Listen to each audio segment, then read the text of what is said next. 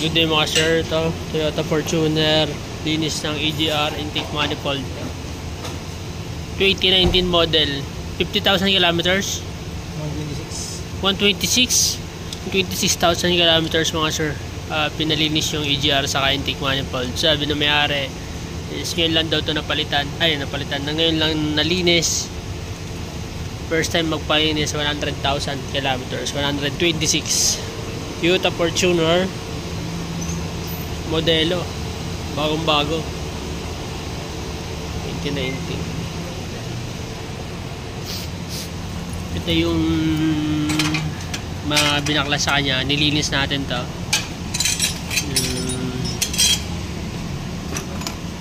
Mga pipe ng EGR, tapos throttle body nilinis,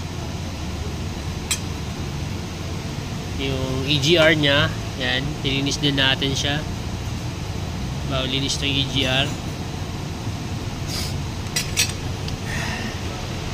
Yung intercooler nya,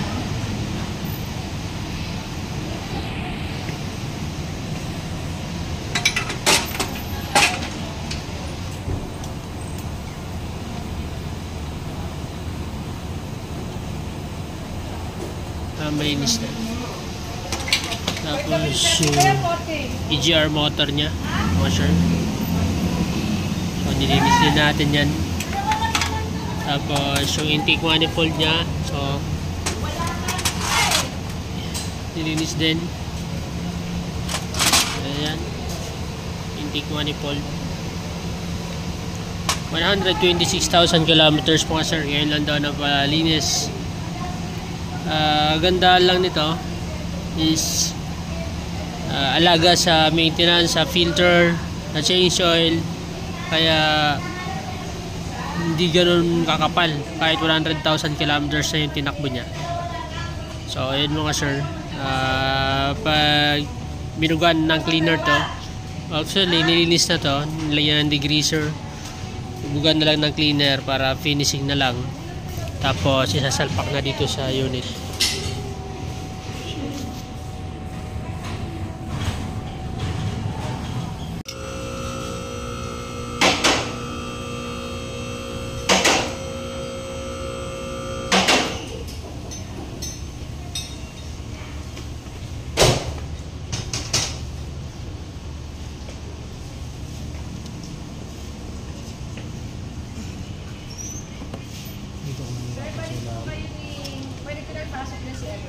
Ayan. Magkapatid yun eh. Tanggal nga eh. Yan, Montero tsaka si Everett. Ngayon sa Innova, doon naman sa Montero. Black. Ilalabas lang natin na...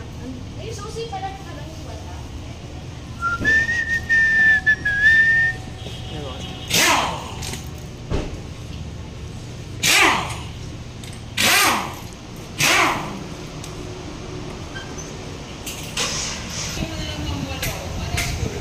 Hindi pwede yun. Bawal yun.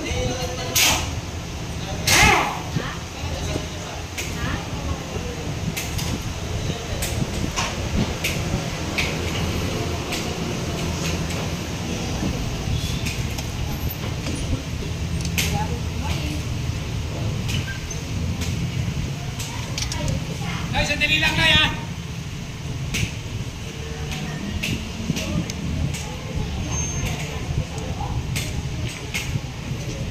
Nilo.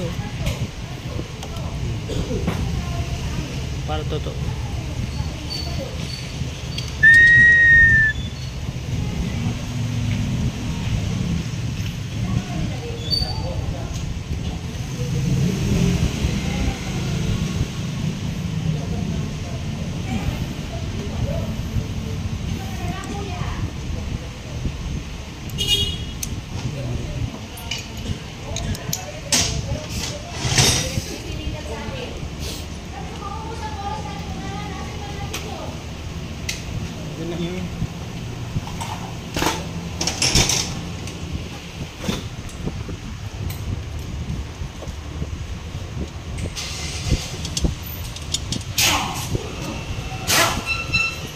Gaganon yung ano ko, camera.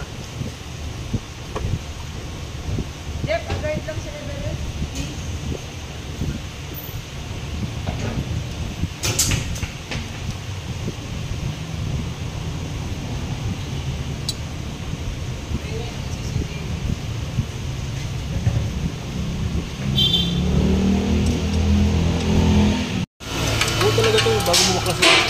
oh. Pag iniisa-isa mo itong sikip tanggalin yung ganun. Sa mga ganito, nasa ilalim yun. Oo.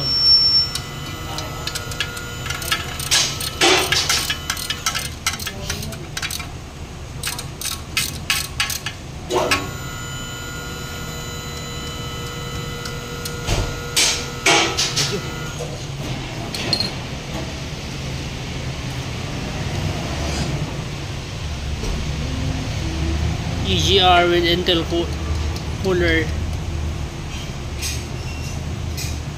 Coolant yung nandito.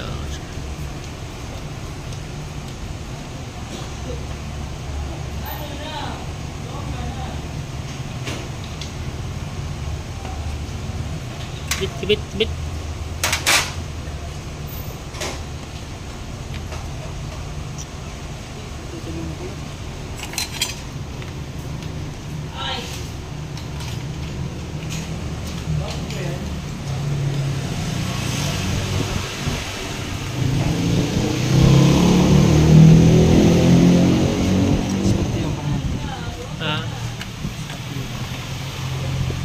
Siyempre.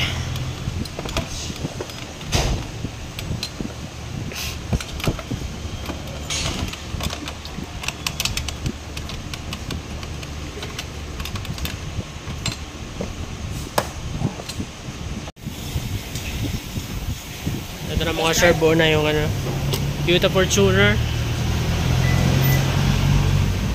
Start the engine! Ayan, malinis na mga sir. Kabit na, may kulat na rin. Kabit na lahat.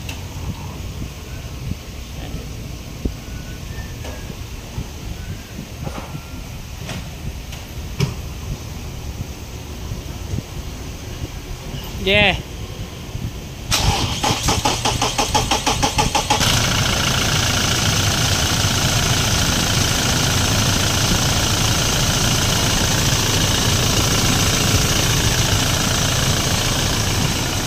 The Fortuner.